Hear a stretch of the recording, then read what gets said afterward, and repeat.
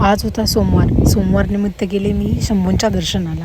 दर सोमवारी जाते, पण उन्हाळ्यामुळे जरा जाणं टाळते, कारण ऊन खूप असतं आणि जाण्याचा जरा वेळ पण कमी असल्यामुळे प्रसंग येत नाही. मी पोहोचले शंभूंच्या मंदिरामध्ये. इथे विराजमान होते नंदी. माझी जी इच्छा होती ती त्यांच्या कानात सांगितली आणि म्हणलं, तुझ्या मालकापर्यंत सांग रे तुझी इच्छा. तुझ्या कानात सांगितलेली इच्छा पूर्ण होते ना.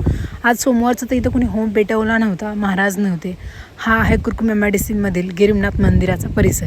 आत गेले, महादेवाची कोणीतरी ऑलरेडी पूजा करून गेलं, तर सोमवार असल्यामुळे. आणि आता एरवी पाणी घालायला कोणी येत नाही. महादेवाला दूध घातलं, त्याच्यानंतर जल अभिषेक केला. ते म्हणतात ना, शिवजी को बस एक लोटा जल, आपके जीवन की सारी परेशानियों का हल. एक लोटा जल नाही, एक नदी इतकं पाणी आम्ही घातलं, पण आमची परेशानी शिवजी काही अजून हल करत नाही. चलो देर आए दुरुस्त आहे.